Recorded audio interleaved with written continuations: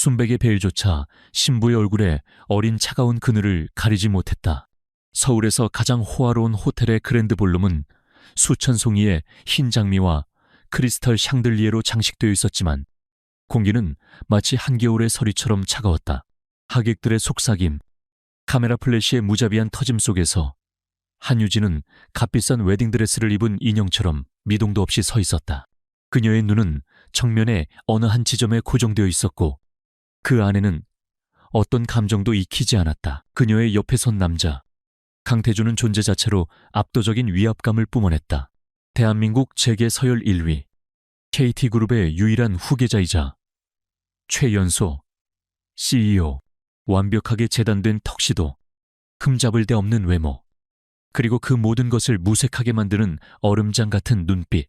그는 결혼 서약 내내 단 한 번도 유진을 제대로 바라보지 않았다. 그의 시선은 마치 이 모든 것이 지루하고 성가신 연극이라는 듯 하객들을 무심하게 훑고 있었다. 주례사의 목소리가 공허하게 울려 퍼졌다. 신랑 강태준 군은 신부 한유진 양을 아내로 맞이하여 유진의 머릿속은 불과 몇 주 전의 지옥 같았던 순간으로 되돌아갔다. 아버지, 한 회장이 평생을 바쳐 일군 SJ그룹이 무너지던 날, 내부자의 소행으로 의심되는 치명적인 정보 유출과 회계 부정 혐의가 동시에 터졌다. 언론은 SJ그룹을 부도덕한 기업으로 매도했고 주가는 곤두박질 쳤으며 은행은 모든 자금을 동결했다. 절망의 벼랑 끝에서 한 회장은 평소 존경에 마지 않던 KT그룹의 강 회장, 즉 강태준의 조부를 찾아갔다. 유진은 그날의 치욕을 잊을 수 없었다. 고풍스러운 서재에서 강 회장은 차를 한 모금 마신 뒤 무거운 침묵을 깨고 말했다. 내 손자가 곧 30이네. 정략 결혼은 질색하는 녀석이지만 한 회장의 여식이라면 나도 명분이 서지. 그것은 제안이 아닌 통보였다. SJ그룹의 회생을 위한 유일한 조건. 그것이 바로 이 강제된 결혼이었다. 유진은 자신의 모든 것을 걸고 SJ그룹을 무너뜨린 배우를 찾겠다고 다짐했었다. 하지만 아버지의 무너진 모습과 직원들의 생계 앞에서 그녀가 선택할 수 있는 길은 없었다. 그녀는 자신의 삶을 담보로 이 거래를 받아들였다. 신부, 한유진 양, 서약하십니까? 풀의 주례에 물음의 유진은 입술을 작게 달싹였다. 네. 목소리는 거의 들리지 않을 정도로 작았지만 그 안에는 체념이 아닌 차가운 결의가 담겨 있었다. 강태준의 차례였다. 그는 마치 불필요한 서류에 결제 사인을 하듯 귀찮다는 표정으로 짧게 대답했다. 네. 그리고 마침내 서로의 얼굴을 마주하는 순간이 왔다. 태준의 눈은 유진을 바라보고 있었지만 그녀를 통과해 그 너머에 무언가를 보는 듯 텅 비어 있었다. 그는 유진의 베일을 걷어올렸다. 그 손길에는 어떤 다정함도 망설임도 없었다. 오직 의무감뿐이었다. 기계적인 입맞춤이 이어졌다. 그의 입술은 그녀의 입술에 닿는 순간 마치 얼음 조각이 닿은 것처럼 차가웠다. 플래시가 폭죽처럼 터졌고 하객들은 의례적인 박수를 보냈다. 그 찰나의 순간 태준이 그녀의 귓가에 속삭였다. 그의 목소리는 주변의 소음에 묻힐 만큼 낮았지만 유진의 귀새는 천둥처럼 울렸다. 이 연극이 얼마나 갈진 모르겠지만 내 눈앞에서 거슬리지 마. 한유진 씨, 결혼식에 화려한 막이 내리고 두 사람은 강태준의 개인 비서가 운전하는 검은색 세단에 올랐다. 차 안의 침묵은 바깥의 소란스러운 도시, 소음과 극명한 대조를 이루었다. 태준은 차에 타자마자 넥타이를 거칠게 풀고 재킷을 벗어 던졌다. 그는 창밖을 바라보며 스마트폰으로 끊임없이 업무 보고를 확인했다. 유진은 그에게 존재하지 않는 사람, 혹은 방금 계약을 체결한 사업 파트너, 그 이하였다. 그들의 신혼집은 한강이 내려다 보이는 최고급 펜트하우스였다. 집안은 최고급 가구와 현대 미술품으로 채워져 있었지만 사람의 온기는 전혀 느껴지지 않는 거대한 쇼룸 같았다. 태준은 집 안으로 들어서자마자 유진에게 멈춰서라고 손짓했다. 내 서재와 침실은 저쪽이다. 당신이 쓸 방은 이 복도 끝이야. 각자의 영역을 존중하는 게 이 계약 결혼을 유지하는 최소한의 예의겠지. 그는 유진을 당신이라고 불렀고 이 집을 신혼집이 아닌 계약의 이행장소로 규정했다. 조부님께는 일주일에 한 번, 저녁 식사 자리에서만 완벽한 부부인 척 연기하면 돼. 그 외의 시간에는 내 개인적인 삶에 어떤 간섭도 하지 마. 물론 나도 당신의 사생활에 관심 없으니까. 태주는 그렇게 자신의 규칙을 일방적으로 통보한 뒤 자신의 방으로 사라졌다. 문이 닫히는 소리가 유난히 크고 단호하게 울렸다. 유진은 거실 한가운데 홀로 남겨졌다.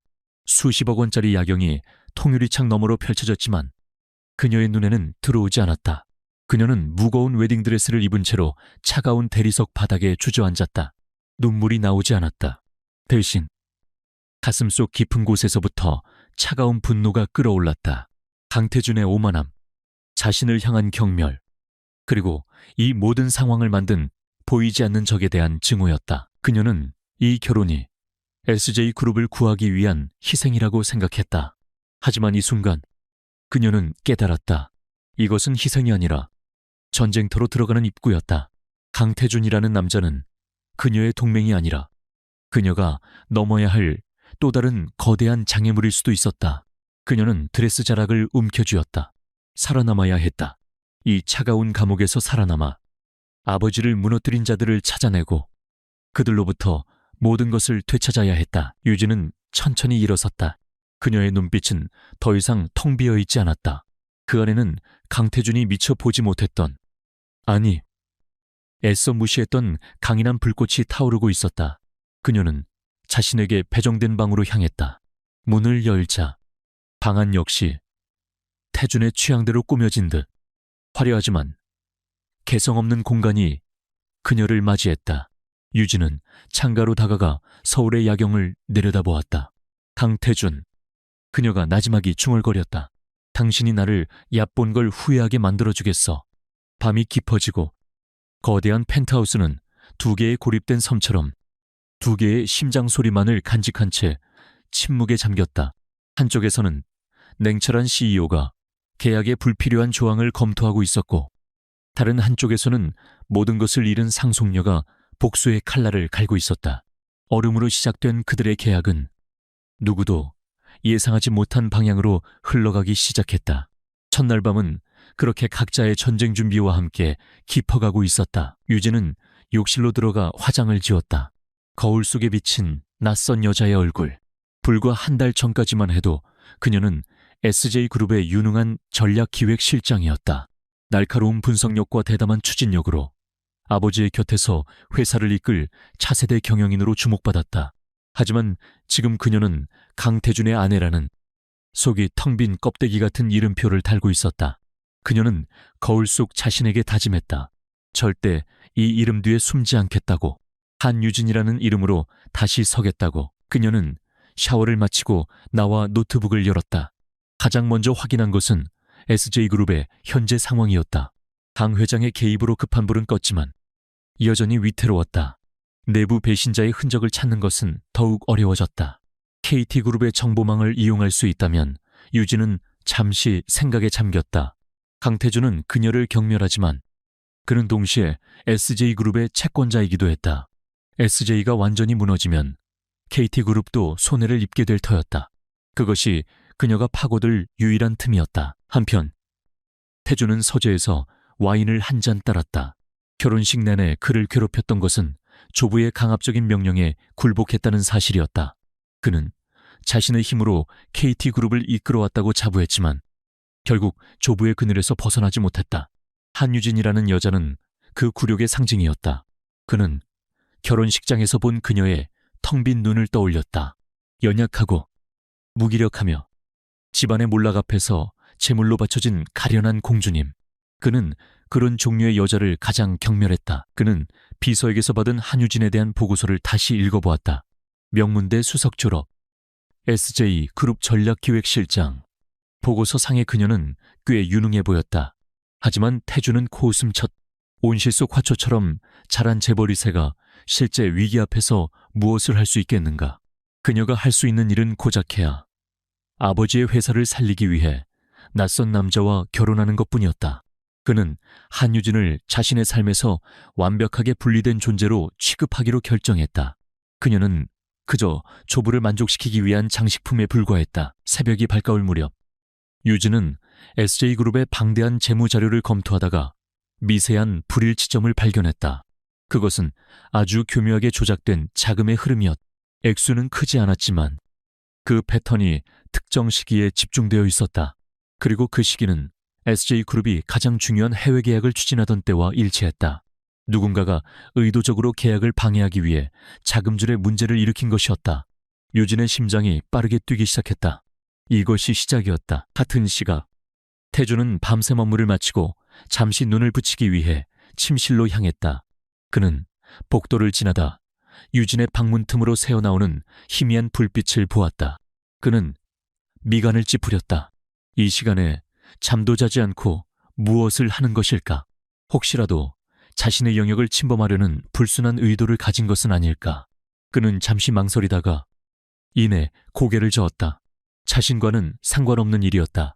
그녀가 밤을 새워 울든 무언가 다른 꿍꿍이를 꾸미든 그것은 그녀의 몫이었다. 그는 자신의 방으로 들어가 문을 닫았다. 차가운 계약의 첫날이 그렇게 저물고 있었다. 강태준의 펜트하우스에서 한유진의 삶은 정교하게 짜인 감옥과도 같았다. 아침에 눈을 뜨면 태준은 이미 출근하고 없었다. 광활한 집안에는 고용인들의 발소리만 낮게 울렸고 그들의 시선은 예의 바르지만 날카로운 감시의 칼날 같았다. 특히 고여사로 불리는 집사는 태준의 조부가 직접 보낸 사람으로 유진의 일거수일투족을 보이지 않는 눈으로 쫓았다. 유진은 자신에게 배정된 방을 완벽한 요새로 만들었다. SJ그룹의 내부 자료와 복잡한 재무제표를 분석하기 위한 고성능 노트북과 보안 장비들을 은밀하게 설치했다.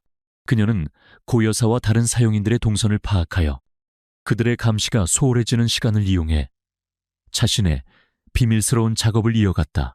그녀의 목표는 단 하나, 아버지를 배신하고 회사를 무너뜨린 자를 찾는 것이었다. 태준과의 소통은 일주일에 한 번 있는 가족 식사, 일정을 확인하는 비서의 공식적인 문자 메시지가 전부였다.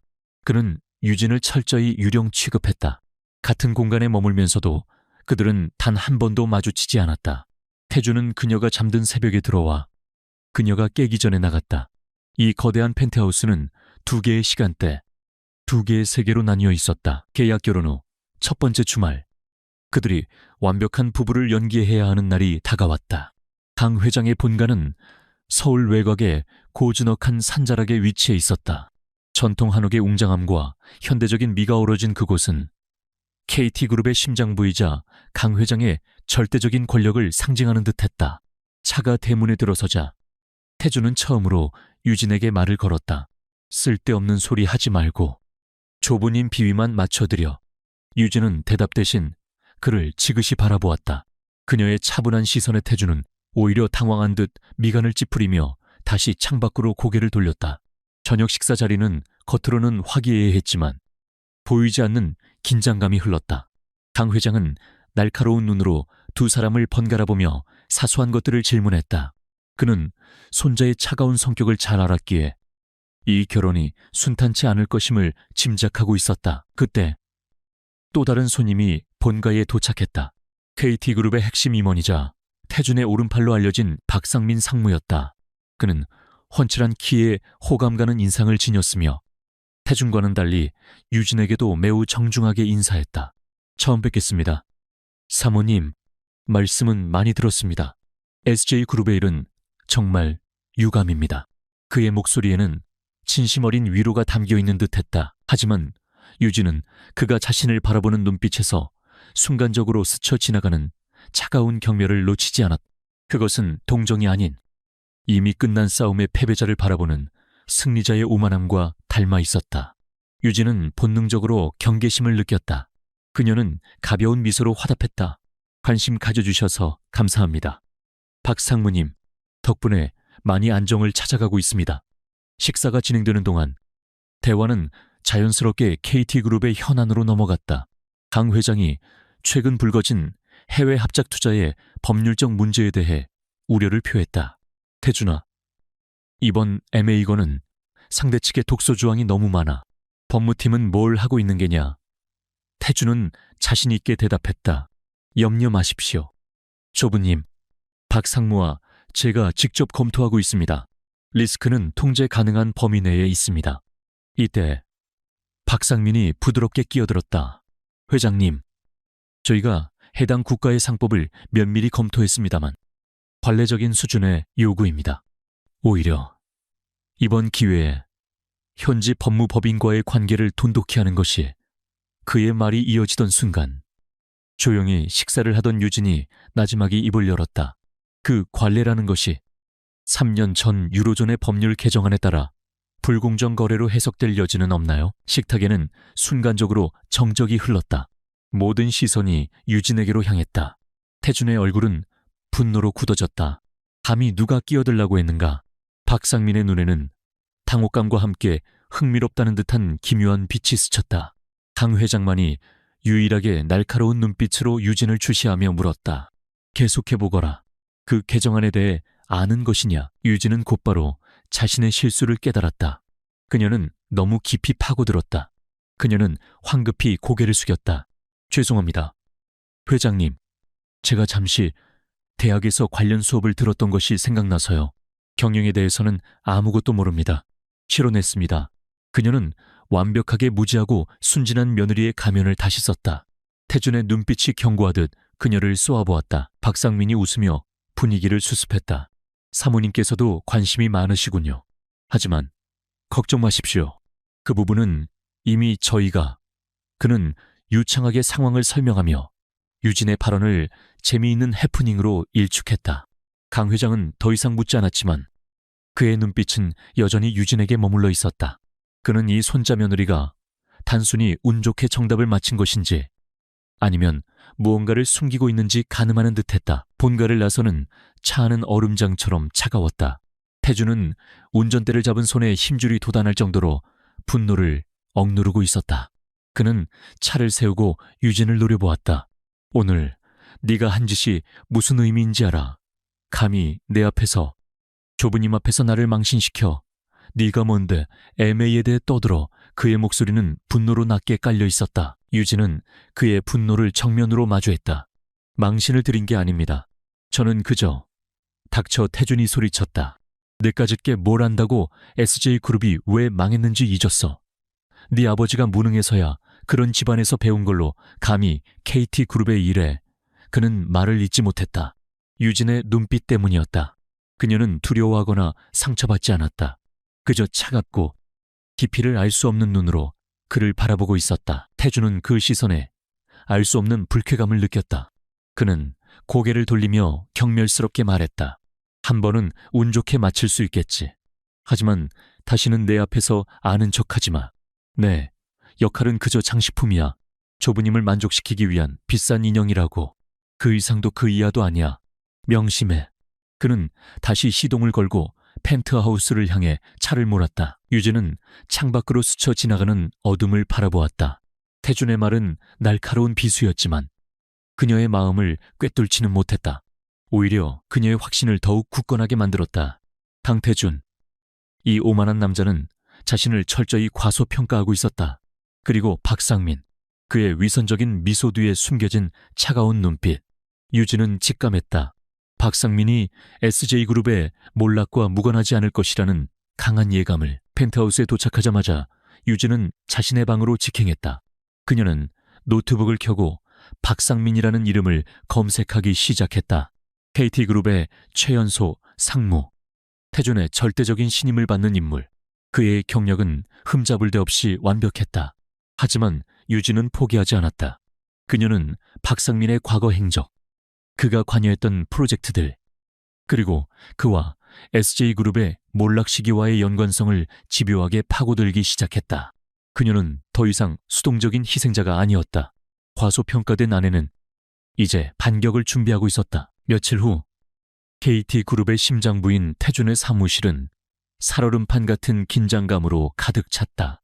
그룹의 차세대 성장 동력으로 비밀리에 추진 중이던 프로젝트 타이탄의 핵심 데이터 일부가 외부로 유출되는 심각한 보안 사고가 발생했다. 유출된 데이터의 양은 많지 않았지만 경쟁사가 그 의미를 파악한다면 프로젝트 전체를 무력화시킬 수 있을 만큼 치명적인 내용이었다. 대체 수백억 원짜리 보안 시스템은 장식으로 달아넣나. 강태준의 분노에 찬 목소리가 통유리로 된 CEO 집무실을 울렸다. 그의 앞에는 KT그룹 최고의 전문가들로 구성된 사이버 보안팀이 고개를 숙인 채 서 있었다. 팀장은 식은땀을 닦아내며 간신히 입을 열었다. 모든 방화벽과 침입 탐지 시스템은 정상 작동했습니다. 대표님, 외부 침입의 흔적을 찾을 수 없습니다. 흔적이 없는데 데이터가 사라졌나?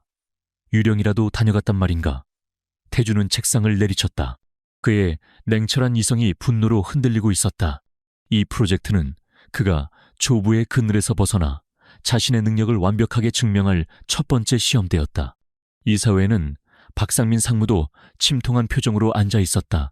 그는 걱정스러운 듯 입을 열었다. 대표님, 혹시 내부 소행은 아닐까요? 이 정도로 흔적 없는 공격이라면. 그의 말은 합리적이었지만 태준은 그 말이 자신을 겨냥하고 있음을 직감했다. 프로젝트 책임자인 자신의 관리 부실을 지적하는 동시에 팀 내부의 불신을 조장하려는 의도가 엿보였다. 내부자든 외부자든 지금 당장 취약점을 찾아내 24시간 주지. 그때까지 해결책을 못 찾으면 전부 각오하는 게 좋을 거야. 태준의 살벌한 경고에 보안팀은 황급히 사무실을 빠져나갔다. 그날 밤 펜트하우스는 태준이 내뿜는 맹렬한 기운으로 가득 찼다. 그는 서재에 틀어박혀 쉴 새 없이 고함을 지르며 전화를 돌렸다. 서버로그 전체를 다시 분석해 협력업체 접속 기록까지 전부 다 평소의 얼음장 같은 침착함을 잃어버린 그의 목소리는 복도 끝 유진의 방까지 선명하게 들려왔다. 유진은 노트북 화면에서 눈을 떼고 조용히 귀를 기울였다. 프로젝트 타이탄, 데이터 유출, 협력업체 접속 기록. 유진은 그 단어들을 조합하며 상황을 빠르게 분석했다. SJ그룹의 몰락 원인을 파헤치면서 그녀는 이미 기업의 보안 시스템과 해킹 기법에 대해 전문가 수준의 지식을 습득한 상태였다. 아버지를 무너뜨린 공격 역시 교묘하게 위장된 내부자의 소행과 외부 해킹의 결합이었기 때문이었다. 그녀는 직감했다. 이것은 단순한 사고가 아니었다. 유진은 자신의 방을 다시 한번 확인했다. 고 여사는 이미 퇴근했고 태준은 서재에서 나올 기미가 보이지 않았다. 그녀는 자신이 구축한 최고 수준의 보안 시스템을 가동했다. 다중 프록시 서버를 경유하는 익명의 네트워크에 접속한 뒤 KT그룹에 공개된 서버와 프로젝트 타이탄과 관련된 협력업체들의 보안 프로토콜을 훑기 시작했다. 그것은 불법적인 침입이 아닌 외부에서 관찰 가능한 정보들을 조합하는 치밀한 분석 작업이었다. 몇 시간 후 유진은 미세한 균열을 발견했다. KT그룹의 보안망 자체는 완벽에 가까웠다. 문제는 프로젝트 타이탄에 데이터를 납품하는 한 중소협력업체의 보안 시스템이었다. 그 업체는 최근 정기보안 업데이트를 진행했는데 유진은 그 업데이트 패치 파일에 교묘하게 숨겨진 제로데이 공격 코드를 발견했다. 해커는 KT그룹을 직접 공격한 것이 아니라 가장 약한 고리인 협력업체를 감염시키고 그들의 공식적인 데이터 전송 패킷에 악성 코드를 숨겨 내부망으로 침투한 것이었다. 보안팀이 외부 침입의 흔적을 찾지 못한 것은 당연했다. 공격은 신뢰할 수 있는 파트너의 이름으로 정상적인 데이터 전송의 모습을 하고 들어왔기 때문이었다. 유진은 감탄했다. 이것은 SJ그룹을 무너뜨린 수법보다 한 수위였다. 이 정도의 공격을 감행할 수 있는 자라면 KT그룹 내부 사정에 매우 정통한 인물일 터였다. 유진의 머릿속에 박상민 상무의 위선적인 미소가 스쳐 지나갔다. 유진은 간결하지만 핵심을 꿰뚫는 보고서를 작성하기 시작했다. 그녀는 특정 협력업체의 이름, 감염된 업데이트 패치의 타임스탬프, 그리고 그들이 사용한 공격 벡터 공격 경로를 정확히 명시했다. 또한 서버로그에서 찾아야 할 특정 데이터 패킷의 시그니처 고유 식별값까지 상세하게 기술했다. 이것은 추측이 아닌 확신에 찬 분석이었다. 그녀는 완벽하게 추적 불가능한 임시 이메일 계정을 생성했다. 수신인은 강태준의 KT그룹 공식 CEO 메일이었다. 그리고 발신인 이름에 단 2글자를 적었다. 관찰자. 그녀는 전송 버튼을 누르고 생성했던 계정과 모든 접속 기록을 깨끗하게 삭제했다. 이제 공은 강태준에게 넘어갔다. 그가 이 익명의 조언을 무시할지 아니면 받아들일지는 그의 선택이었다. 새벽 3시, 태준은 지친 기색으로 넥타이를 풀며 서재 의자에 몸을 기댔다. 보안팀은 여전히 아무것도 찾아내지 못했다. 이대로라면 내일 아침 이사회에서 박상민을 비롯한 임원들에게 제대로 체면을 구기게 될 터였다. 그는 밀려드는 회의감에 눈을 감았다. 그때 노트북에서 새로운 메일 도착 알림음이 울렸다. 스팸이겠지. 그는 짜증스럽게 메일함을 열었다. 대부분이 업무 보고와 광고 메일이었다. 하지만 그의 시선이 낯선 발신인의 제목에 고정되었다. 발신인, 관찰자, 제목, 프로젝트 타이탄, 데이터 유출 경로에 대한 분석. 태준은 미간을 찌푸렸다. 이런 식의 장난 메일은 하루에도 수십 통씩 왔다. 그는 메일을 삭제하려다 순간적으로 손을 멈췄다. 관찰자라. 그는 홀린 듯이 메일을 클릭했다. 그리고 내용을 읽어내려가는 그의 눈이 점점 커지기 시작했다. 경멸과 의심으로 가득 찼던 그의 표정이 순식간에 경악과 충격으로 바뀌었다. 이것은 장난이 아니었다. 메일에 적힌 내용은 그의 최고 보안팀조차 파악하지 못한 핵심을 정확하게 꿰뚫고 있었다. 협력 업체 이름, 업데이트 배치, 제로데이 공격, 그리고 로고에서 찾아야 할 시그니처까지. 태준은 당장 보안팀장에게 전화를 걸었다. 당장 내 사무실로 와. 아니, 지금 당장 원격으로 내가 보낸 로고 시그니처 확인해. 알파테크 3일 전 업데이트 패킷. 지금 당장. 그의 다급한 목소리에 잠이 덜 깬 보안팀장이 어리둥절해했지만 태준은 아랑곳하지 않았다. 시킨 대로 해. 지금 당장. 몇 분 후 보안팀장에게서 거의 비명에 가까운 목소리가 전화기 너머로 들려왔다. 찾았습니다. 대표님, 말도 안 돼. 정말입니다. 시그니처가 일치합니다. 공격 경로가 알파테크가 맞습니다. 태준은 전화를 끊고 의자에 깊숙이 몸을 묻었다. 온몸에 소름이 돋았다. 보안팀 전체가 이 14시간을 매달려도 못 찾던 것을 이 관찰자라는 자는 단 몇 시간 만에 완벽하게 분석해냈다. 그는 즉시 비상대응팀을 소집했다. 알파테크와의 연결을 즉시 차단하고 유출된 데이터를 이용한 2차 공격에 대비한 방어막을 구축했다. 사태는 빠르게 수습되었다. 태준은 안도의 한숨을 내쉬었지만 그의 머릿속은 더욱 복잡해졌다. 도대체 관찰자는 누구인가? 내부 고발자 아니. 이 정도의 실력자라면 내부 고발 수준이 아니었다. 천재적인 화이트 해커 아니면 KT그룹을 가지고 노는 더 거대한 적의 이중첩자인가. 그는 비서실을 통해 관찰자의 이메일 주소를 역추적하라고 지시했다. 하지만 예상대로 결과는 추적 불가였다. 완벽하게 모든 흔적을 지운 뒤였다. 태준은 자신의 서재에서 창밖의 어두운 새벽을 바라보았다. 정체를 알 수 없는 이 동맹, 혹은 적은 강태준이라는 남자의 자존심에 첫 번째 균열을 냈다. 그는 처음으로 자신이 모르는 누군가의 도움을 받았다는 사실을 인정해야 했다. 그리고 그 사실이 그를 참을 수 없이 매료시키면서도 동시에 불안하게 만들었다. 같은 시각, 유진은 자신의 방침대에서 조용히 눈을 감고 있었다. 관찰자의 등장은 강태준의 경고했던 세상에 파문을 일으켰지만 그림자 속에 숨은 진짜 위협은 조금도 위축되지 않았다. 박상민 상무는 자신의 집무실에서 태준이 보낸 보안 시스템 전면 재정비, 긴급 공지 메일을 확인하며 차가운 미소를 지었다. 그는 관찰자의 등장을 예상치 못한 변수로 여겼지만 동시에 강태준의 무능함을 재확인하는 계기로 삼았다. 그는 태준이 운 좋게 익명의 조력자 덕분에 위기를 넘겼다고 판단했다. 고작 해커 하나에 의지해야 하는 CEO라니. 박상민은 나지막이 중얼거렸다. 그는 강태준이 조부의 후광 없이 스스로 일어설 수 없는 존재라고 굳게 믿고 있었다. 심지어 강태준이 억지로 떠안은 아내 한유진은 그의 계획에서 완전히 고려 대상조차 아니었다. 그녀는 그저 태준의 발목을 잡는 또 하나의 족쇄일 뿐이었다. 박상민은 이번 데이터 유출 사건을 태준의 내부 통제력을 시험하는 작은 탐색전으로 활용했다. 그리고 이제 그는 본 게임을 시작할 때가 되었다고 판단했다. 그의 진짜 목표는 KT그룹이 사활을 걸고 추진 중인 유럽에너지 기업과의 대규모 합작 투자건 글로벌 시너지 프로젝트였다.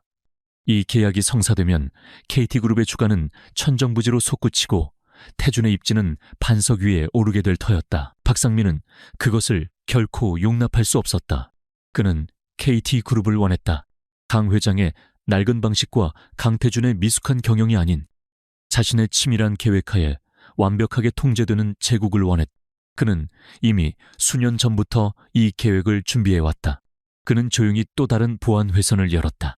그가 비밀리에 관리하는 해외의 한 정보 브로커에게 암호화된 메시지를 전송했다. 타깃 글로벌 시너지, 소스 KT, 내부 재무 불안정, 즉시, 유포, 시작. 내용은 간결했지만 파급력은 치명적이었다.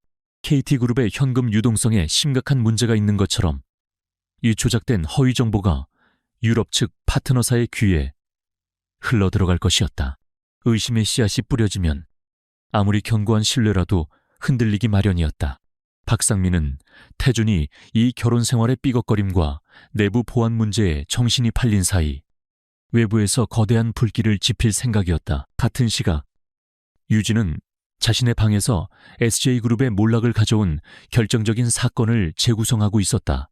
그것은 바로 정체불명의 투자조합이 감행한 대규모 적대적 주식 매도였다. 그들은 SJ그룹이 치명적인 회계 부정 스캔들에 휘말리기 직전 마치 내부 정보를 알고 있었다는 듯이 막대한 양의 주식을 공매도했다.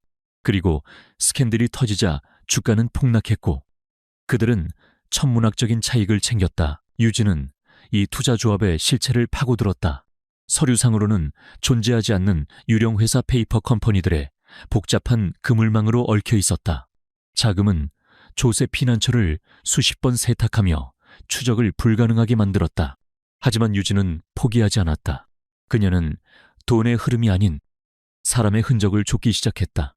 이토록 복잡한 금융거래를 설계하고 실행한 자는 분명 천재적인 펀드 매니저일 터였다. 그녀는 당시 증권가의 모든 거래 내역과 관련 인물들의 데이터베이스를 샅샅이 뒤졌다. 그리고 마침내 아주 희미한 연결고리를 발견했다. 그 적대적 매도를 주도한 브로커리지 증권사에서 스캔들 직후 조용히 퇴사한 한 애널리스트의 이름이었다. 그는 업계에서 실력은 있지만 주목받지 못하는 인물이었고 퇴사 후 넥서스 캐피탈이라는 소규모 사모펀드로 이직했다. 넥서스 캐피탈, 이름 자체는 평범했다. 하지만 유진의 직감이 경고를 보냈다. 그녀는 넥서스 캐피탈의 모든 것을 파헤쳤다. 설립자, 투자, 포트폴리오, 그리고 자문위원 명단, 그 명단의 가장 아래쪽. 눈에 띄지 않는 곳에서 그녀는 얼어붙고 말았다. 비상임 자문위원, 박상민, KT그룹 상무. 심장이 발끝으로 떨어지는 듯했다. 모든 조각이 순식간에 맞춰졌다. 박상민, 태준의 오른팔, 강 회장 일가의 절대적인 신임을 받는 남자. 그가 SJ그룹을 공격한 유령투자조합의 배후에 있었다. 유진은 숨이 가빠지는 것을 느꼈다. 이것은 단순한 복수극이 아니었다. SJ그룹의 몰락은 더 거대한 계획의 시작에 불과했다. 박상민은 KT그룹에 대한 태준의 통제력을 시험하고 외부의 잠재적 동맹 SJ그룹을 미리 제거한 것이었다. 그리고 지난번에 프로젝트 타이탄, 데이터 유출, 그건 역시 박상민의 자작극일 가능성이 높았다.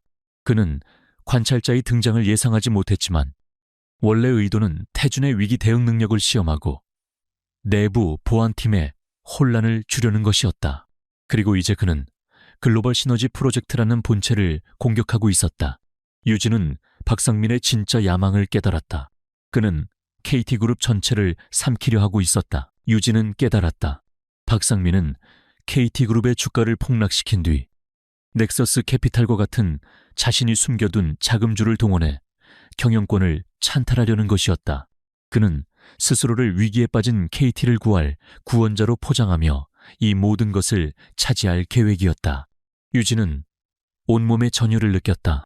이것은 한 기업을 무너뜨리는 것을 넘어 대한민국 재계의 판도를 뒤흔들 거대한 음모였다. 그녀는 모니터를 바라보았다. 한쪽에는 SJ그룹의 처참한 재무제표가, 다른 한쪽에는 박상민의 웃고 있는 프로필 사진이 떠 있었다. 자신의 가족을 나락으로 떨어뜨린 원수, 그리고 지금은 강태준의 모든 것을 빼앗으려 하고 있었다. 유진은 아이러니를 느꼈다. 그녀가 가장 경멸하는 남자, 강태준과 그녀의 원수가 동일 인물을 겨누고 있었다. 유진은 자신이 이 거대한 폭풍의 한가운데 서 있음을 직감했다. 그녀는 더 이상 혼자서 이 싸움을 감당할 수 없었다. 박상민이라는 적은 그녀가 상상했던 것보다 훨씬 더 교활하고 강력했다. 그를 막기 위해서는 정보가 필요했고 힘이 필요했다. 그리고 그 모든 것을 가진 유일한 사람, 비록 그녀를 장식품이라 부르며 경멸할지라도 유진은 결심했다. 강태준을 만나야 했다. 강태준은 미칠 지경이었다. 글로벌 시너지 프로젝트가 암초에 부딪혔다. 유럽 측 파트너사가 갑작스럽게 KT그룹의 내부 재무 건전성에 대한 비공식 감사를 요구해왔다.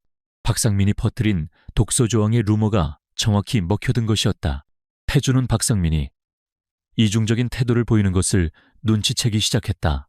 박상민은 태준 앞에서는 파트너사를 비난하며 그를 옹호했지만 뒤에서는 상황이 심각하니 한 발 물러서는 것도 고려해야 한다며 태준의 결단력을 흐리고 있었다. 동시에 태준은 관찰자를 찾는데 혈안이 되어 있었다. 그는 KT그룹의 모든 인적 자원과 정보망을 동원해 이 미스터리한 조력자를 추적했다. 하지만 관찰자는 마치 연기처럼 사라졌다. 태준은 혼란스러웠다. 이 인물은 자신을 도운 것인가? 아니면 더 큰 혼란을 야기하기 위해 잠시 나타난 것인가? 자신을 구원한 존재가 자신의 통제 밖에 있다는 사실이 그를 무엇보다 견디기 힘들게 만들었다. 그의 불안감이 최고조에 달했던 그날 밤, 펜트하우스의 내부 인터폰이 울렸다. 고 여사를 거치지 않은 집 안에서만 사용되는 직통회선이었다. 한유진이었다. 서재에서 잠시 뵐 수 있을까요? 강태준 씨, 긴급한 용무입니다. 그녀의 목소리는 결혼식 날과 마찬가지로 차분했지만 그 안에는 감출 수 없는 무게감이 실려 있었다. 태준은 미간을 찌푸렸다. 이 여자가 먼저 자신을 찾은 것은 처음이었다. 내 서재, 무슨 꿍꿍이지? 그는 불쾌감을 숨기지 않고 물었다. 유진의 대답은 단호했다. 당신이 지금 찾고 있는 관찰자에 대한 이야기입니다. 태준의 심장이 멎는 듯했다. 그는 수화기를 거의 부술듯이 움켜쥐었다. 10분 후 혼자와 그는 전화를 끊고 서재의 완벽한 보안 시스템을 다시 한번 점검했다. 이 여자가 대체 어디까지 알고 있는 것인가? 정확히 10분 후 서재 문이 열리고 유진이 들어섰다. 그녀는 평소의 화려한 드레스가 아닌 검은색 정장 바지에 흰 셔츠라는 간결한 차림이었다.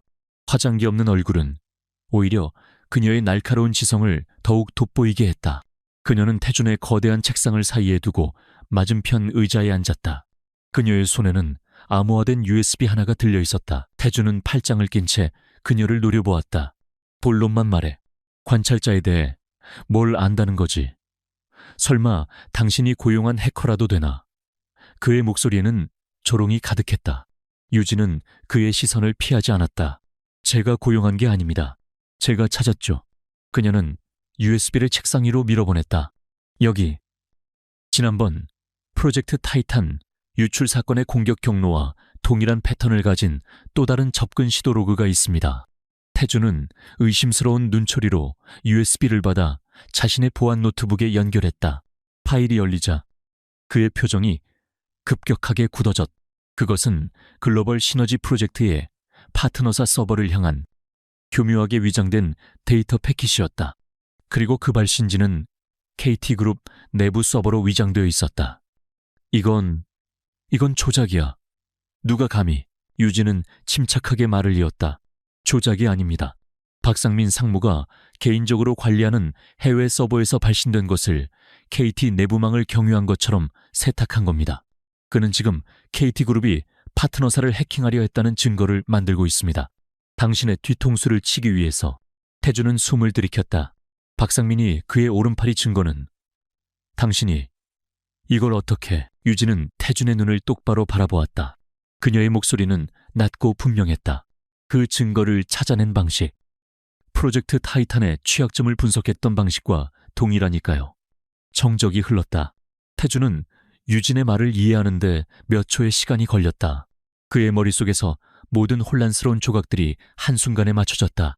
식사 자리에서의 날카로운 발언, 자신을 바라보던 그 무감각한 눈동자, 그리고 정체불명의 관찰자 너였어. 태준의 목소리가 믿을 수 없다는 듯 떨려 나왔다. 처음부터 전부 너였어. 유진은 천천히 고개를 끄덕였다. 네, 제가 관찰자입니다. 태준은 의자에서 벌떡 일어났다. 배신감, 굴욕감, 그리고 알 수 없는 경외감이 뒤섞인 감정이 그를 휩쓸었다.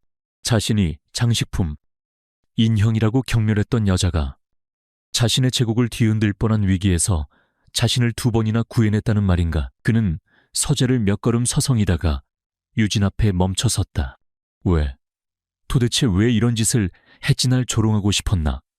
네가 나보다 똑똑하다고 과시하고 싶었어. 유진은 고개를 저었다.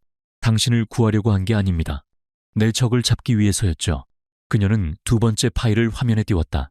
넥서스 캐피탈과 SJ그룹의 공매도 자료, 그리고 박상민의 이름이 적힌 비상임 자문위원 명단이었다. 박상민 상무. 그가 바로 제 아버지를 무너뜨리고 SJ그룹을 빼앗아간 장본인입니다. 유진의 목소리에 처음으로 차가운 분노가 실렸다. 그는 SJ그룹을 무너뜨린 자금으로 넥서스 캐피탈을 세웠고 이제 그 자금으로 KT그룹을 삼키려 하고 있습니다. 프로젝트 타이탄은 당신을 시험하기 위한 것이었고 글로벌 시너지는 당신을 끌어내리기 위한 함정입니다. 강태준은 자신의 세계가 무너지는 것을 느꼈다. 가장 신뢰했던 부하의 배신, 그리고 자신이 가장 경멸했던 아내의 충격적인 정체. 그는 자신이 거대한 연극의 주인공인 줄 알았으나 사실은 박상민의 소나기에서 놀아나는 광대에 불과했다. 그리고 그 모든 것을 꿰뚫어본 유일한 관객이 바로 한유진이었다. 그는 다시 자리에 앉았다. 오만함은 사라지고 냉철한 CEO의 모습으로 돌아왔다. 그는 유진을 더 이상 아내나 장식품으로 보지 않았다. 그녀는 강력한 변수이자 현재 유일하게 믿을 수 있는 파트너였다. 좋아. 상황은 이해했어. 뭘 원하지? 그들의 시선이 허공에서 부딪혔다. 더 이상 남편과 아내가 아니었다. 그것은 공동의 적을 앞에 둔 두 전략가의 첫 번째 만남이었다. 정보 접근 권한. 박상민을 묶어둘 수 있는 KT그룹의 모든 내부 정보가 필요합니다. 유진이 말했다. 그리고 반겨. 그는 우리가 아무것도 모른다고 생각하겠죠. 그 오만함을 이용해야 합니다. 태준은 잠시 생각에 잠겼다. 그녀에게 내부망 접근 권한을 준다는 것은 자신의 목에 칼을 쥐어주는 것과 같았다. 하지만 그는 선택의 여지가 없었다. 박상민은 이미 자신의 목을 조르고 있었다. 좋아. 당신에게 관찰자로서의 공식적인 접근 권한을 주지. 내 직속 라인으로. 하지만 명심해. 한유진 씨. 이 동맹은 박상민을 제거할 때까지야. 그 이후에 당신이 SJ그룹을 되찾든 뭘 하든 내 알바 아니지만 감히 KT그룹을 넘본다면. 유진이 그의 말을 잘랐다. 저는 빼앗긴 것을 되찾을 뿐 남의 것을 탐하지 않습니다.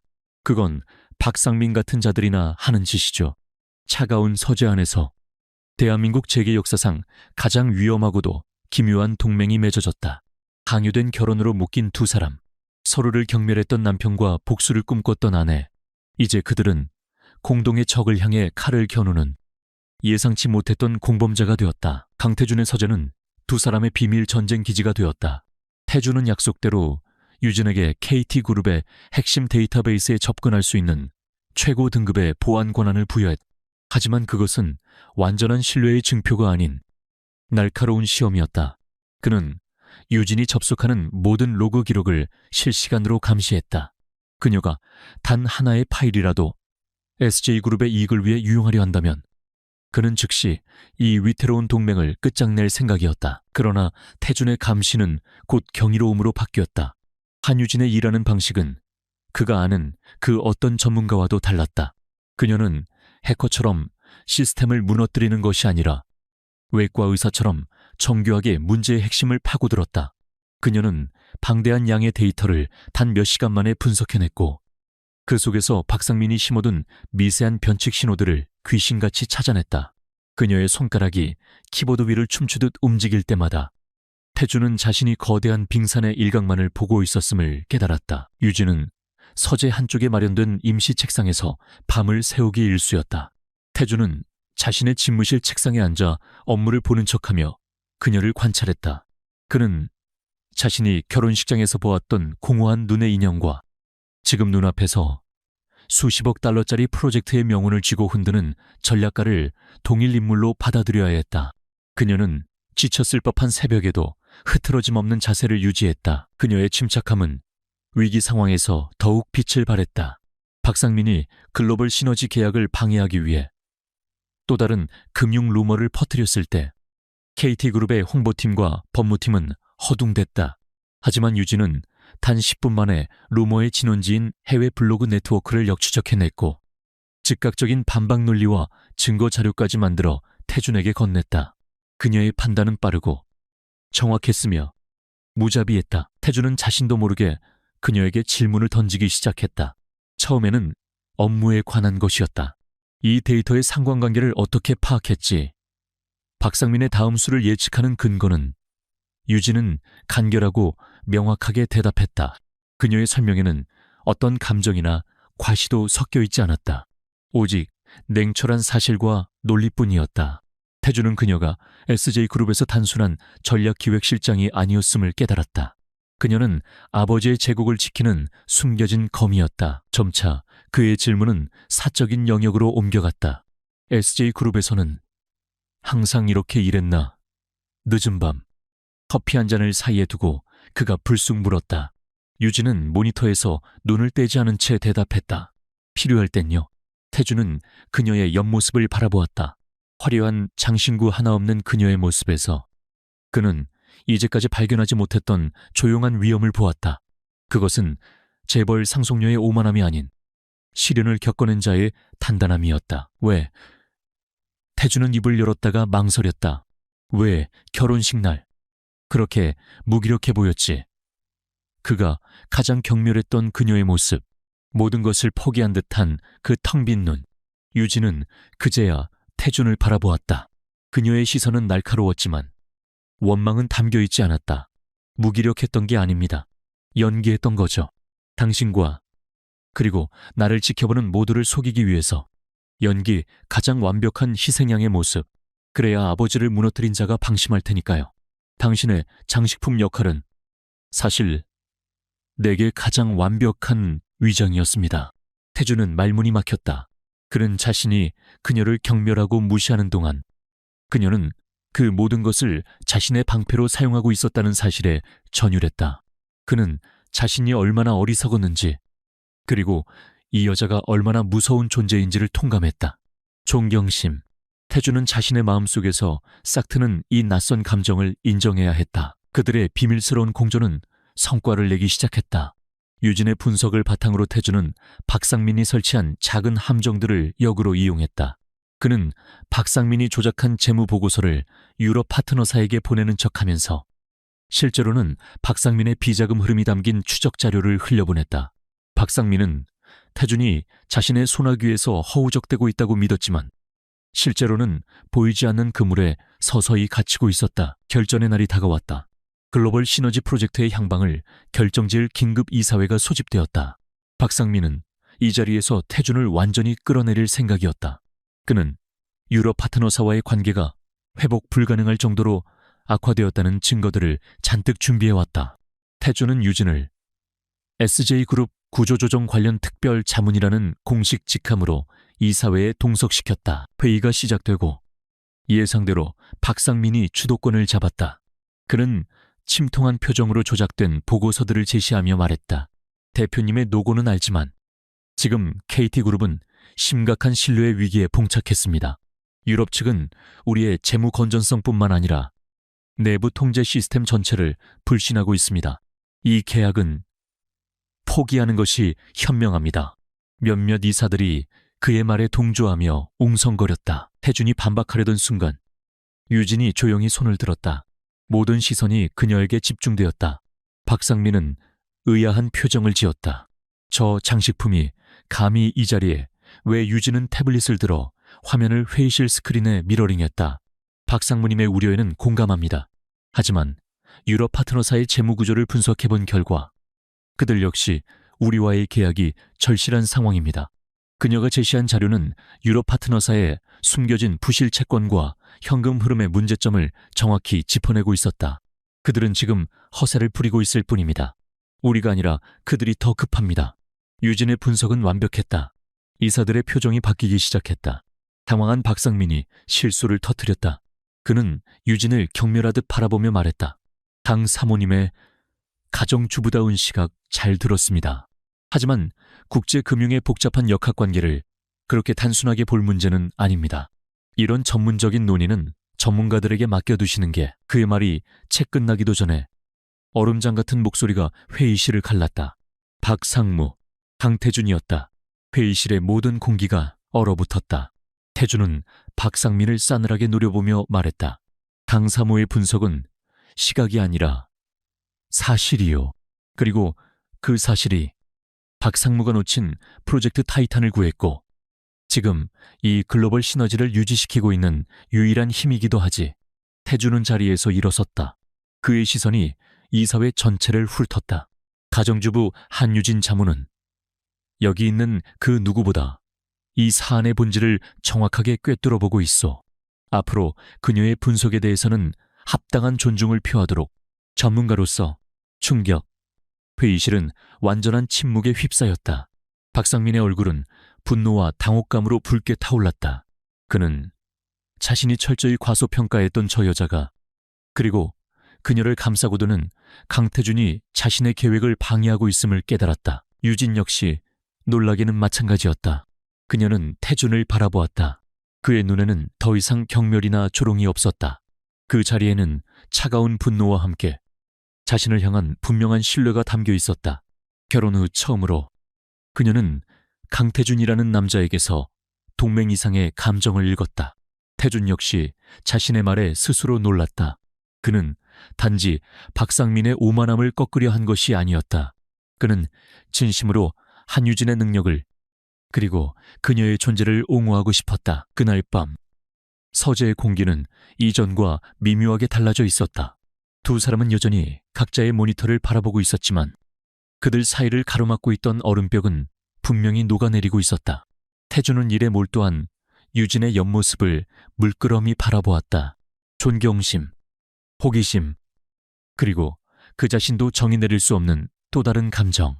강태준 CEO의 각성은 그렇게 가장 예상치 못했던 방향에서 시작되고 있었다. 이사회의 충돌은 서막에 불과했다.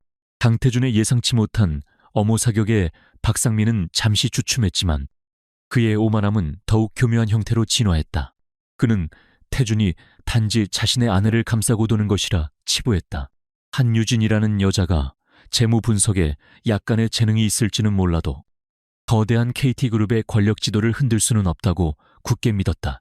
그는 자신의 진짜 계획을 눈치챘을 리 없다고 확신했다. 그의 방심은 유진과 태준에게 가장 강력한 무기가 되었다. 펜트하우스의 서재는 이제 24시간 꺼지지 않는 전쟁 상황실이 되었다. 두 사람은 박상민의 모든 움직임을 예측하고 그의 다음 공격을 유도하기 위한 거대한 덫을 설계하기 시작했다.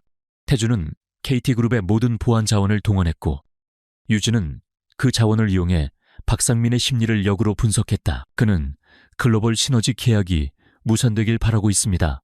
유진이 늦은 밤 복잡한 데이터 플로우 차트를 가리키며 말했다. 하지만 단순히 무산시키는 것이 목적이 아닙니다.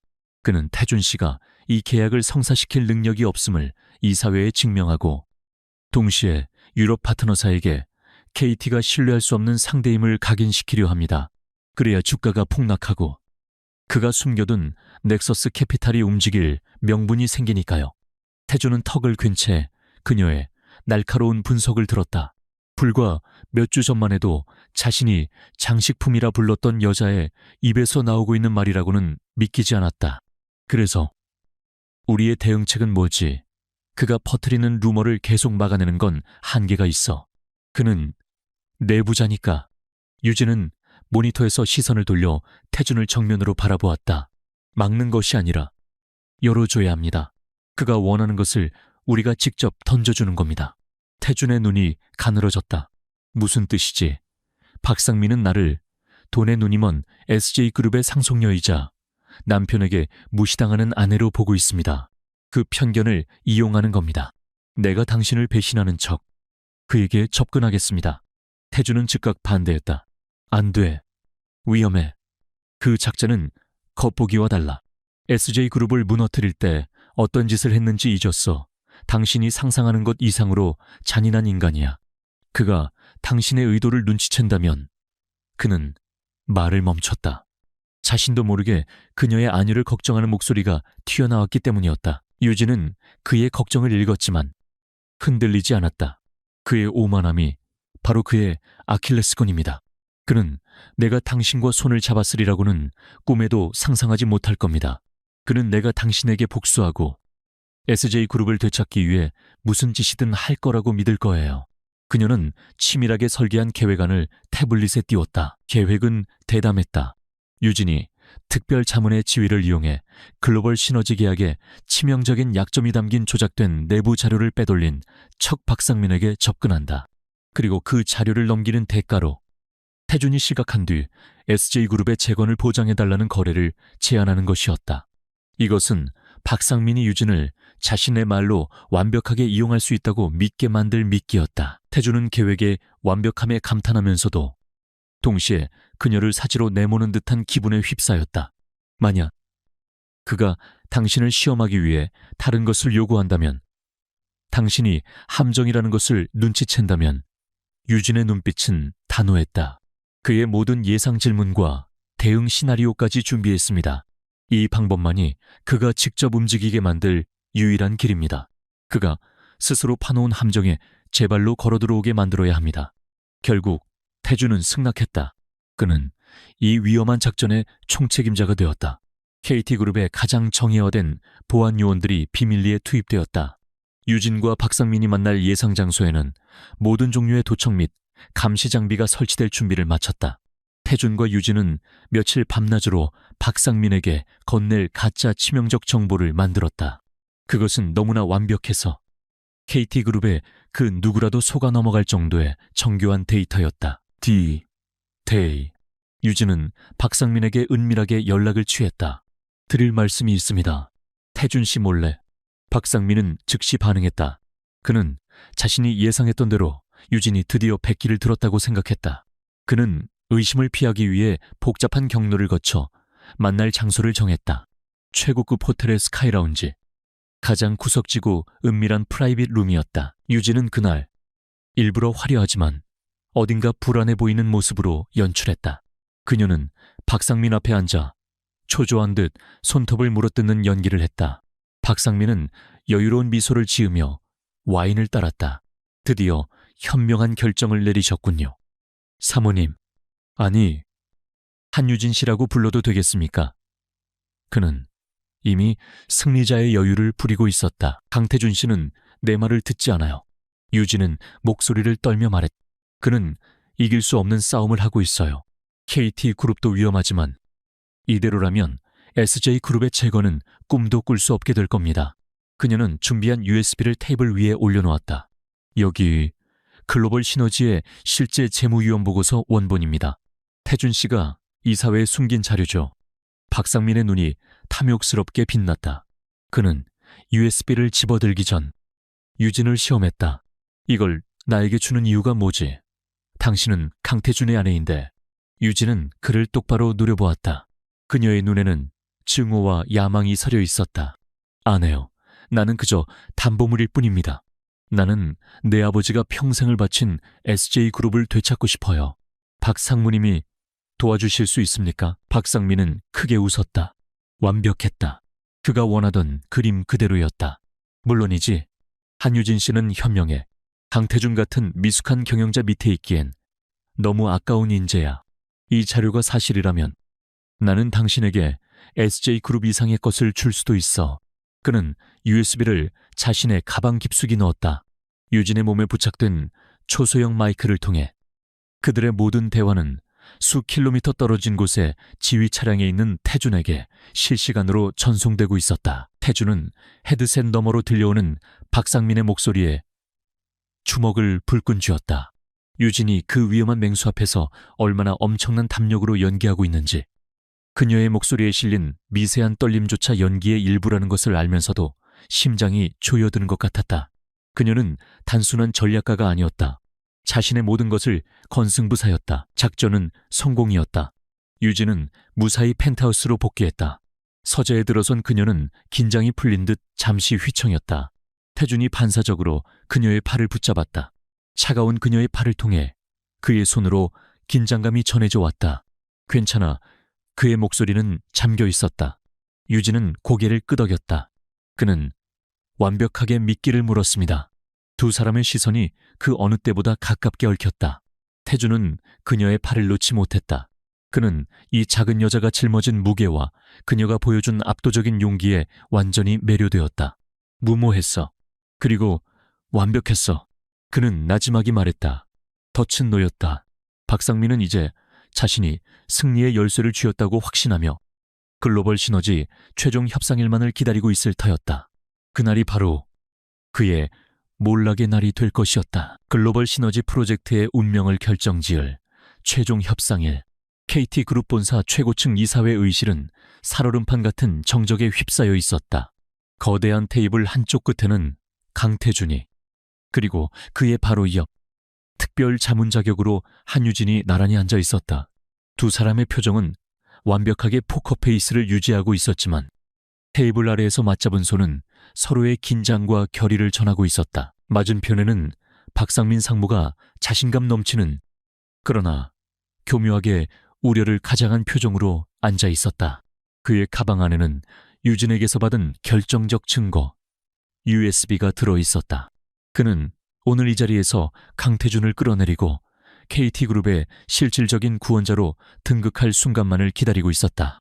거대한 스크린에는 유럽 파트너사 대표단의 심각한 얼굴이 떠 있었다. 회의가 시작되자마자 유럽 측 대표가 포문을 열었다.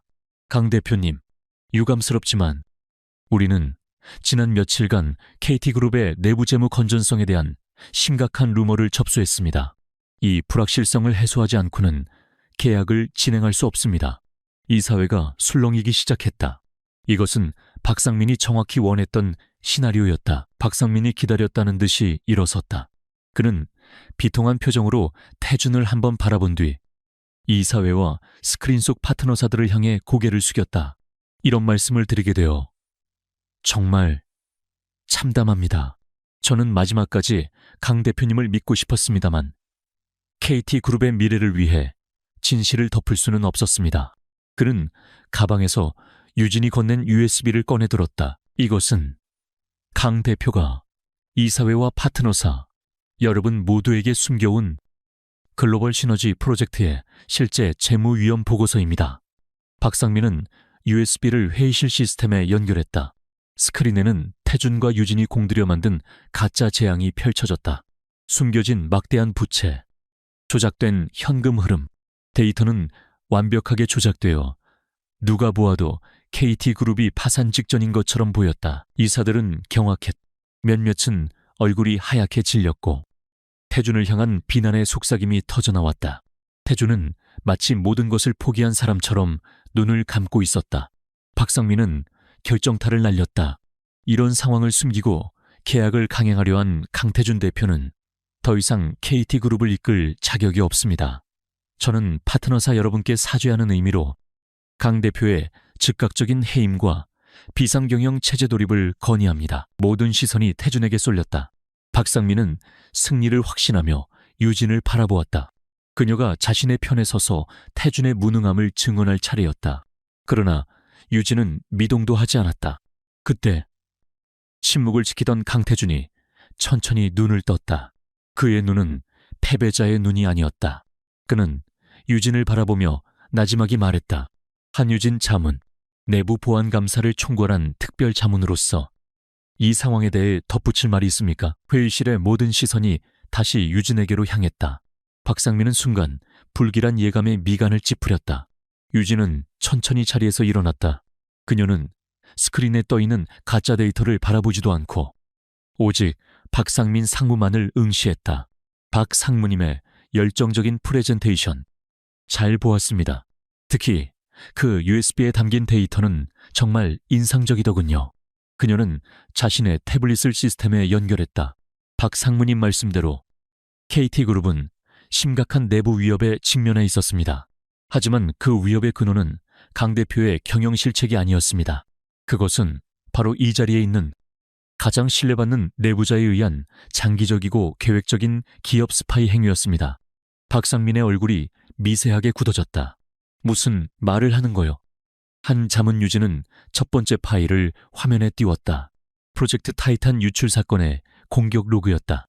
지난번 데이터 유출 사건. 우리는 공격 경로를 역추적했습니다.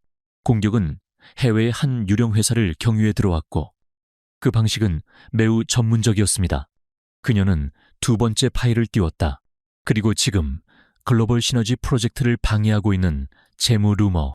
놀랍게도 그 루머를 유포한 해외 네트워크 역시 프로젝트 타이탄을 공격했던 유령 회사와 동일한 서버를 사용하고 있었습니다. 이 사회가 다시 술렁이기 시작했다. 이번에는 공포가 아닌 거대한 음모를 감지한 긴장감이었다. 유진은 스크린의 두 개에 회사 구조도를 나란히 띄웠다. 이 모든 공격의 배후에 있는 유령 회사, 그리고 여기 넥서스 캐피탈이라는 소규모 사모펀드가 있습니다. 두 회사는 서류상 아무 관련이 없어 보이지만 단 하나의 연결고리가 있습니다. 바로 두 회사의 자금 흐름을 관리하는 조세피난처의 한 법무법인이죠. 박상민의 호흡이 가빠지기 시작했다. 그는 유진이 어디까지 알고 있는지 가늠하려 애썼다. 유진은 그의 눈을 피하지 않고 다음 슬라이드를 넘겼다. 그곳에는 넥서스 캐피탈의 비상임 자문위원 명단이 떠 있었다. 그리고 가장 마지막 줄에 선명하게 밝힌 이름. 박상민 KT그룹 상무. 이게 무슨 조작이야. 이건 명백한 명예훼손이요. 박상민이 고함을 질렀다. 그는 태준을 노려보았다. 강 대표, 지금 당신 아내를 시켜서 나를 모함하는 거요. 저 여자가 SJ그룹의 복수심에 눈이 멀어 조작이라고 하셨습니까? 유진이 그의 말을 차갑게 끊었다. 그녀는 다음 파일을 재생했다. 회의실 스피커에서 익숙한 목소리가 울려 퍼졌다. 강태준 같은 미숙한 경영자 밑에 있기엔 너무 아까운 인재야. B의 호텔 라운지에서 유진과 나누었던 대화 내용이었다. 이 자료가 사실이라면 나는 당신에게 SJ그룹 이상의 것을 줄 수도 있어. 박상민의 목소리, 그의 탐욕과 오만이 가득 담긴 목소리가 이 사회 의실 전체를 채웠다. 박상민은 그 자리에 얼어붙었다. 그의 얼굴에서 핏기가 사라지고 경악과 공포로 일그러졌다. 이사들은 물론 스크린 속 유럽 파트너사 대표단조차 입을 다물지 못했다. 유진은 마지막 일격을 가했다. 그녀는 마지막 파일을 띄웠다. 그것은 2년 전 SJ그룹을 파산 직전으로 몰고 간 불법 공매도 세력의 자금 흐름도였다. 그리고 이것이 넥서스 캐피탈이 설립되기 직전 SJ그룹을 공격해 막대한 시세 차익을 챙긴 유령 투자조합의 자금 흐름입니다. 모든 자금은 넥서스 캐피탈로 흘러 들어갔습니다. 유진은 얼어붙은 박상민에게 한 걸음 다가갔. 당신은 SJ그룹을 상대로 당신의 잔인한 시나리오를 시험했습니다. 그리고 그 돈으로 KT그룹을 삼키려 했던 겁니다. 안 그렇습니까? 박상민 상무님, 완벽한 몰라. 박상민은 다리가 풀린 듯 의자에 주저앉았다. 그의 오만했던 가면은 산산조각 났고 남은 것은 탐욕에 찬 범죄자의 초라한 민낯뿐이었다. 그때 강태준이 자리에서 일어섰다. 그는 더 이상 연기하지 않았다. 그의 목소리는 강철처럼 차갑고 단호했다. 보안팀, 이자를 기업 스파이 행위, 시장, 교란, 업무상 횡령 혐의로 즉시 체포하시오. 문이 열리고 보안 요원들이 들어와 박상민의 양팔을 붙잡았다. 그는 아무런 저항도 하지 못했다. 그는 넋이 나간 사람처럼 유진을 바라보았다. 자신이 장식품이라고 무시했던 그 연약한 여자에 의해 자신의 모든 것이 무너졌다는 사실을 믿을 수 없었다. 박상민이 수치스럽게 끌려나갔다. 태주는 이사회와 스크린을 향해 고개를 숙였다. 이 불미스러운 내부 정리에 시간을 할애하게 해드려 죄송합니다. 보시다시피 우리의 채무 불안정설은 모두 저 반역자가 꾸며낸 허위 사실이었습니다. 그리고 그는 유진을 바라보며 손을 내밀었다. 이제 진짜 글로벌 시너지에 대해 말씀드리겠습니다. 유진은 태준의 손을 잡고 나란히 그녀는 새로운 프레젠테이션을 띄웠다.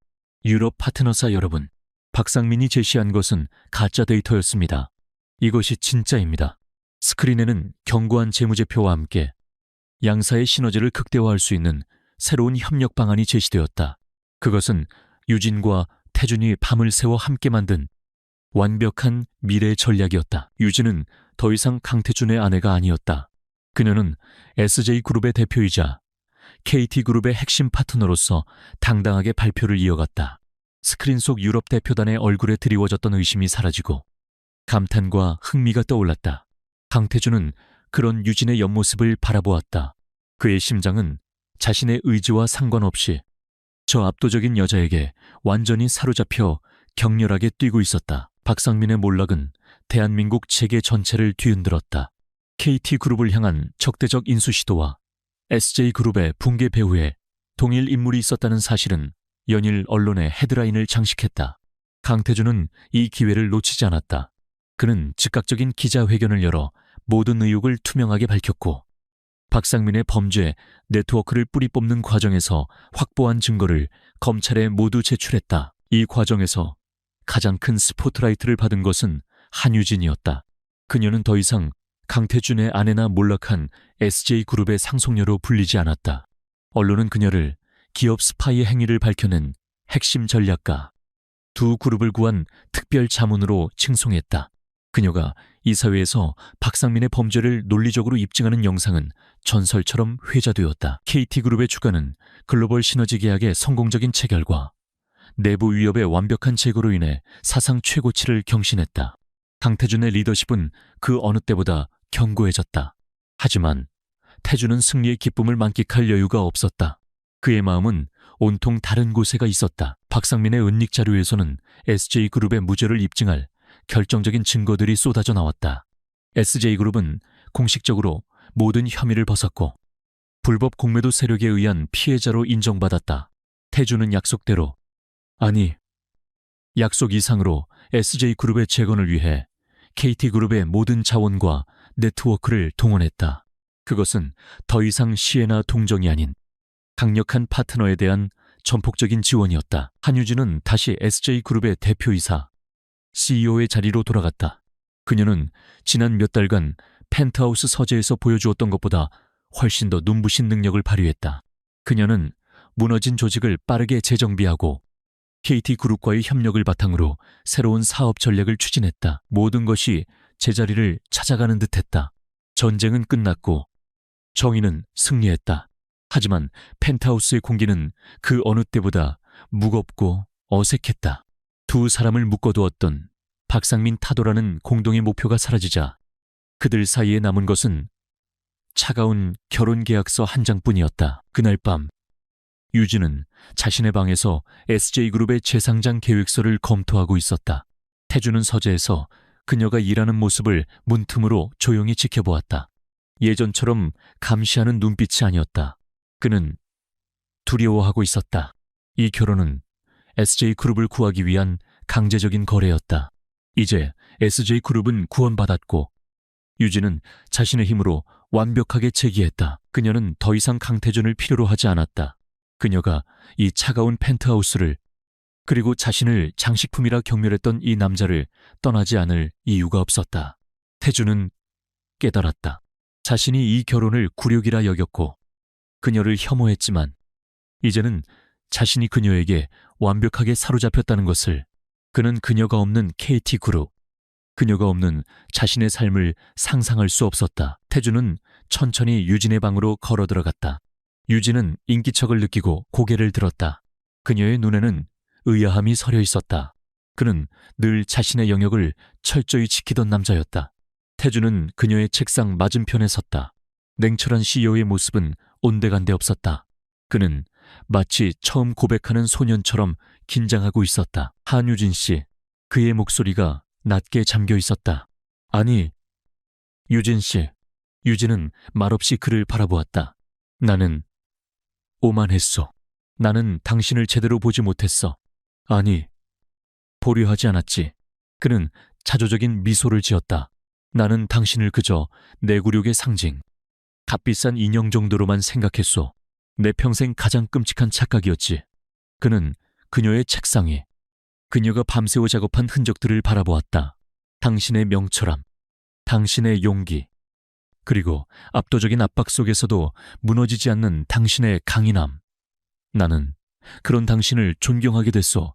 그는 유진에게 한 걸음 더 다가갔다. 그의 눈빛은 그 어느 때보다 진지했다. 이 결혼은 억지로 맺어졌소.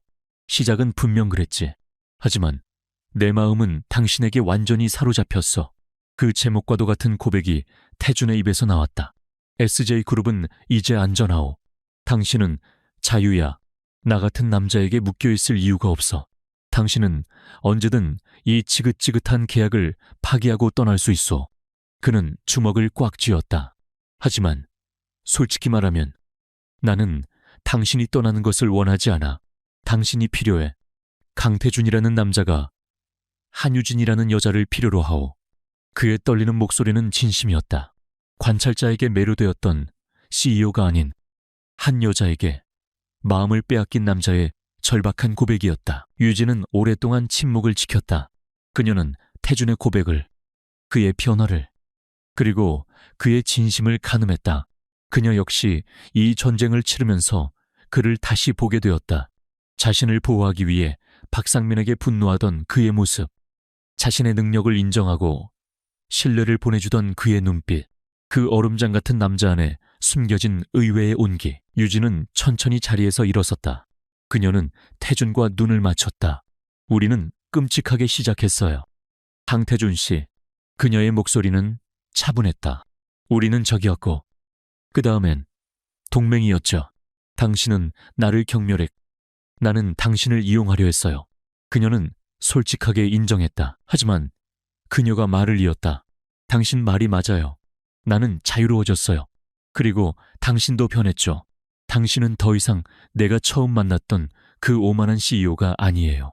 그녀는 태준의 넥타이를 바라보았다. 처음 만난 날, 그가 거칠게 풀어던졌던 그 넥타이, 이 계약서가 더 이상 우리 사이에 필요할까요? 필요한 유진의 질문은 확인 사살이었다. 태준은 그녀의 의도를 깨닫고 황급히 고개를 저었다. 아니, 전혀. 그는 서재로 달려가 금고에서 낡은 결혼계약서 원본을 가져왔다. 그리고 유진이 보는 앞에서 그것을 갈기갈기 찢어버렸다. 종이, 조각들이 공중에서 흩날렸다. 강제적인 족쇄가 사라지는 순간이었다. 유진은 그 모습을 지켜보다가 처음으로 그 앞에서 옅은 미소를 보였다. 이제 우리 사이에 남은 건 우리 둘뿐이네요. 태준은 찢어진 종이, 조각들 사이로 그녀에게 다가갔다. 한유진, 내 아내로서가 아니라, 내 파트너로서가 아니라 오직 당신으로서 내 옆에 있어주겠소. 그는 그녀의 손을 잡았다. 얼음 같았던 그의 손이 이제는 믿을 수 없을 만큼 따뜻했다. 유진은 그의 손을 마주 잡았다. 다음 날 아침, 펜트하우스의 공기는 완전히 달라져 있었다. 지독한 냉기와 어색한 침묵 대신 따뜻하지만 허를 낯선 설렘이 그 공간을 채웠다. 강태준은 평생 처음으로 알람 없이 잠에서 깼고 자신이 서재의 보조 침대에서 잠들었다는 것을 깨달았다. 한유진은 자신의 방에서 밤을 보냈지만 두 사람 사이에 보이지 않는 벽은 허물어져 있었다. 그들은 처음으로 거실의 식탁에서 함께 아침 식사를 했다. 고 여사는 놀라움을 감추지 못했지만 묵묵히 두 사람을 위한 커피를 내왔다. 어색한 침묵이 흘렀지만 그것은 이전의 경멸이나 무관심이 아닌 서로를 의식하는 조심스러운 침묵이었다. 태준은 신문을 보는 척했지만 그의 시선은 건너편의 유진에게 향해 있었다. SJ그룹 이사회는 언제죠? 태준이 먼저 침묵을 깼다. 그의 목소리는 평소보다 부드러웠다. 유진은 커피잔을 들며 대답했다. 내일 오전입니다. 신임이사 선임 안건이 올라와 있죠. 그녀는 태준을 바라보았다. KT그룹의 지원 덕분에 예상보다 2달은 앞당겨졌어요. 고마워요. 태준은 고개를 저었다. 비즈니스 파트너로서 당연한 일이었소. 하지만 그는 신문을 내려놓았다.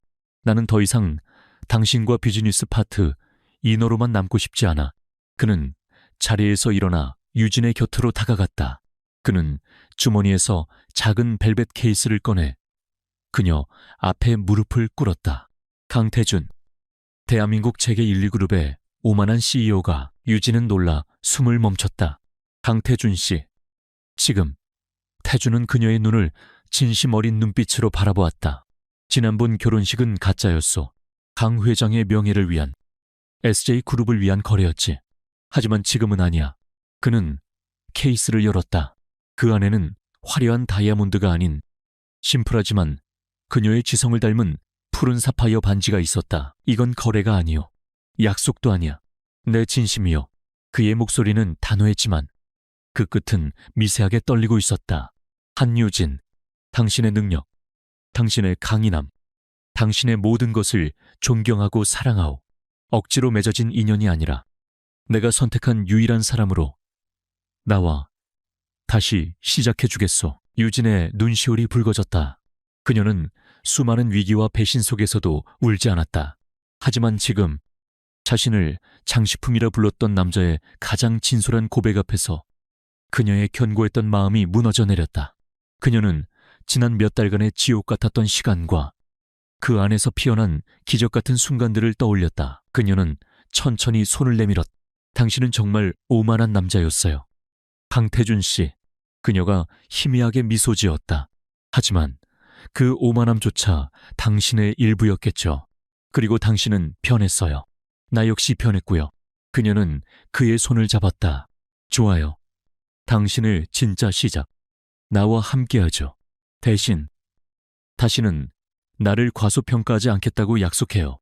태준은 반지를 그녀의 손가락에 끼워주며 환하게 웃었다. 그가 그렇게 행복하게 웃을 수 있다는 것을 유진은 처음 알았다. 그는 유진의 손등에 입을 맞추었다. 어떤 강요도, 계약도 없는 두 사람의 첫 번째 진짜 입맞춤이었다. 그들의 결혼은 이제 막 다시 시작되고 있었다. 몇 달의 시간이 흘렀다. 서울의 비즈니스 세계는 강태진, 한유진 부부의 시대로 재편되었다. 한유진은 SJ그룹의 CEO로서 화려하게 복귀하여 놀라운 속도로 회사를 정상 궤도에 올려놓았다. 그녀의 날카로운 전략과 KT그룹과의 시너지는 SJ그룹의 주가를 연일 최고치로 경신시켰다. 그녀는 더 이상 누구의 아내가 아닌 그 자체로 빛나는 경영자였다. 강태준 역시 KT그룹을 새로운 차원으로 이끌었다. 그는 더 이상 조부의 그늘에 기댄 후계자가 아니었다. 그는 한유진이라는 최고의 파트너와 함께 글로벌 시너지를 성공적으로 이끌었고 연이은 혁신적인 프로젝트를 발표하며 자신만의 제국을 구축했다. 언론은 그들을 무적의 파워 커플이라 불렀다. 그날 저녁 펜트하우스의 서재는 더 이상 한 사람만의 공간이 아니었다. 거대한 책상 2개가 나란히 놓여 있었고 그들은 각자의 노트북으로 업무를 보고 있었다. 하지만 그들의 분위기는 예전처럼 날카롭지 않았다. 유진 씨, 태준이 불렀다. 다음 분기 AI 데이터 센터 구축안. 너무 공격적이지 않아 리스크가 커. 유진은 모니터에서 눈을 떼고 그를 바라보았다. 리스크가 크다는 건 그만큼 돌아올 수익도 크다는 뜻이죠. 우리가 박상민을 잡을 때처럼 말이에요. 하이 리스크, 하이 리턴. 아니면 또 나를 못 믿는 거예요. 대표님, 그녀의 눈에 장난기가 어렸다. 태준은